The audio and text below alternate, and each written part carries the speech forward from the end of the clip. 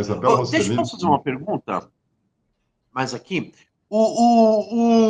Aliás, tem um outro filme chamado O Conclave, sobre um conclave da Idade Média, se não me engano, do século XIV, de 1300 e pouco, em que a igreja decidia sobre se continuaria investindo em cruzadas ou não. Muito legal, vale a pena assistir também, quem gosta de história da Idade Média.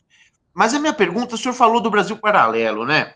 A gente acostumou, o pessoal da minha geração, a crescer identificando a Igreja Católica com pautas e organizações de esquerda, teologia da libertação, comunidades eclesiais de base, esse tipo de coisa, pastorais, né? Eu andei assistindo, por dever de ofício, algumas produções do Brasil Paralelo.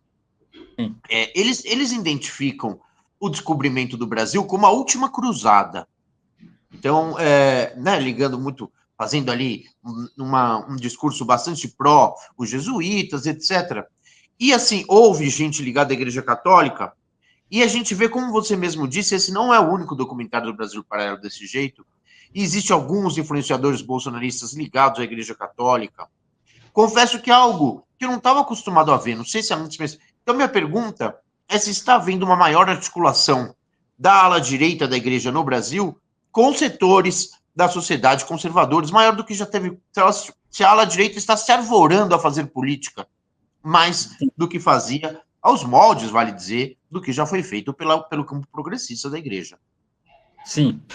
Vinícius, veja, eu já estive aqui, inclusive no DCM, conversando sobre isso com o Kiko, com o Pedro, sobre esse tema da extrema-direita católica no Brasil, e, em particular, o seu crescimento a partir das redes digitais. Eu fiz uma pesquisa durante 4 anos sobre isso, né? E, dentre eles, o Brasil Paralelo entrou, porque, coincidentemente, o Brasil Paralelo ele nasce no mesmo ano que nasce o Centro Dom Bosco.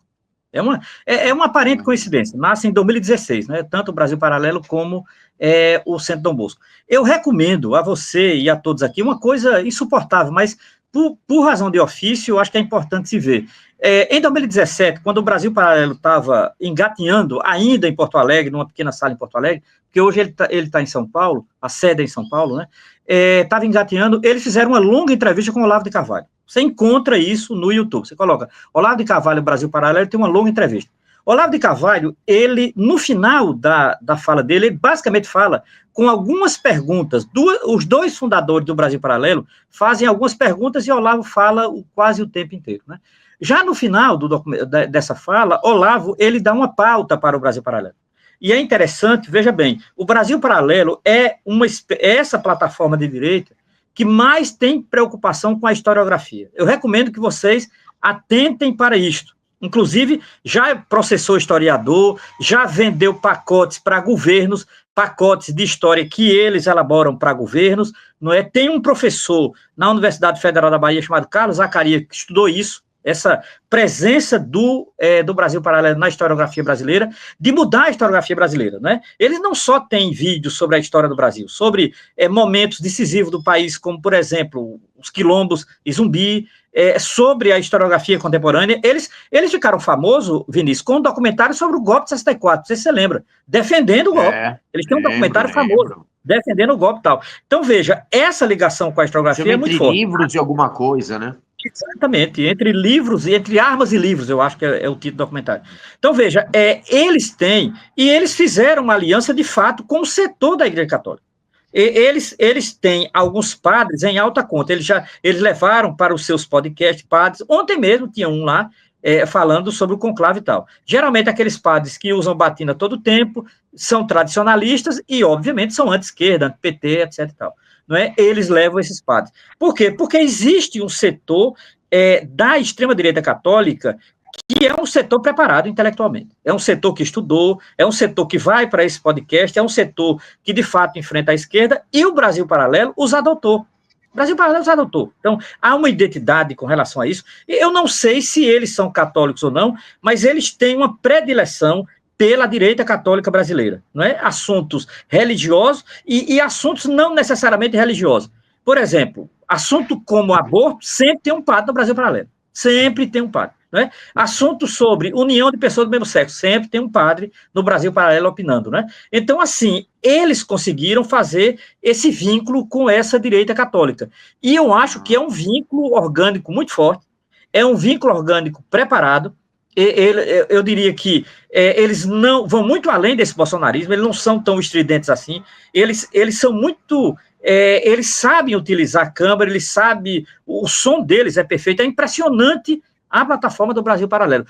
De fato, é um fenômeno novo na direita brasileira. Até onde vai, mas que, de fato, eles são preparados, né? E eles têm esse vínculo com a direita católica. Eu tenho a impressão que eles têm uma visão de nação, eles têm, um projeto maior, eles têm uma concepção de formação que a direita no Brasil nunca teve. Eu desconfio que o Brasil Paralelo, ele tem um projeto de formação que é muito mais profundo do que toda a direita desse país, tipo TFP e tal. Hoje são coisas para adolescente, perto do que faz, não é, o Brasil Paralelo, a presença deles, a maneira como eles ganham dinheiro é impressionante, né? Impressionante. Você veja, eles viviam num cubículo em Porto Alegre até 2018, né? Isso é muito dinheiro. Depois muito impressionante. É muito dinheiro, não é pouco dinheiro, Kiko, não é pouco dinheiro. Tal. Outra coisa, eles estão entrando no mercado do streaming, por exemplo, eles entraram no mercado da produção cinematográfica, documentário e também filme de ficção. Eles estão aí enrolados num filme chamado Oficina do Diabo, que é um filme de ficção, que é o primeiro filme ficcional longa deles, né? Que lança, não lança, já fizeram propaganda e tal. Então, assim, é algo a se estudar, é algo a se... Eu tenho ficado muito atento ao que eles produzem, eu tenho visto, tenho anotado aqui, porque eu acho muito importante. E porque eles têm essa ligação com o meu objeto de estudo, que é a extrema-direita católica nas redes digitais. É isso. Muito bem. Diga lá, Pedrão, como é que a gente está aí, meu caro? Nem 150, isso? A gente tá sobrando de membros, Kiko, a gente vapetou os membros, tá tipo 14 membros novos e tipo uma arrecadação pífia. Não sei o que tá rolando da galera aí, tipo, vamos lá, turma, vamos mandar superchats. Tá faltando ainda 304. Luiz César Chiaveto mandou pra gente: professora, a narrativa medieval da Papisa Joana é extraordinária, não é? Poderia relembrar rapidamente a gente dessa história? Olha, correto. Veja, quando ele usa história, vocês perceberam, né? Ele usa história entre aspas, porque essa história é do século XIII, da Papisa Joana. Até hoje não tem comprovação, infelizmente não tem comprovação. Não é? É uma história de uma menina, não é, que tinha vontade de ser padre, mas não podia porque era moça e não queria ser freira, e que acaba assumindo uma identidade masculina, consegue entrar no seminário, fazer teologia, fazer filosofia, se tornar padre, se tornar bispo, e chegar a ser papa, né? Porque na Idade Média não necessariamente você tinha que ser cardeal para ser papa, como é agora, isso é uma decisão recente e tal. Olha, essa história não há comprovação, eu não posso, porque como disse bem aí o seguidor do DCM, é história com E, então não há comprovação, é muito mais uma lenda do que propriamente uma realidade, é isso. Uhum. Uma outra pergunta aqui, agradecer a Maria Tereza Seco. O que é Centro Dom Bosco, Romero? Vamos lá. É uma organização de extrema direita católica, não é, que tem uma plataforma no YouTube que nasceu em 2016, não é, e que atualmente está muito ligado ao que a gente chama de tradicionalismo católico, tal, não é? Eles têm uma sede no Rio de Janeiro e tem uma presença, uma capilaridade muito forte a partir dessas redes digitais, né? Eles têm uma série de programas, dentre eles um que eu acompanho nas segundas-feiras, chamado Ação Católica, em que, por exemplo, o de segunda-feira foi um primor de teoria da conspiração, foi dedicado à Lady Gaga. Então, eles estão com a teoria de que a Lady Gaga veio para o Brasil enviada pelo demônio, que ela fez um ritual demoníaco aqui, que poucas pessoas percebem, e que Lady Gaga... Olha, é um primor de segunda-feira, é algo assim, de você, inclusive o pessoal do... Eles ficaram muito conhecidos, o pessoal do Centro Dom Bosco, porque em 2018 eles processaram o Porta dos Fundos. Eles têm 3 processos que eles perderam contra o Porta dos Fundos. Então, o Porta dos Fundos sempre faz algo ironizando com eles, não é? Recentemente, na terça-feira mesmo, o Porta dos Fundos fez um pequeno... aquela coisa que eles fazem pequeno, e que já é ironizando com o Centro Dom Bosco. Então, é uma plataforma, eles são católicos, né, de extrema-direita, tradicionalista e tal, e que eles ficaram famosos porque converteram uma atriz que todos aqui devem conhecer, né, Cássia Kiss e o filho dela. O filho dela é funcionário do Centro Dom Bosco. Olha só, Uma coisa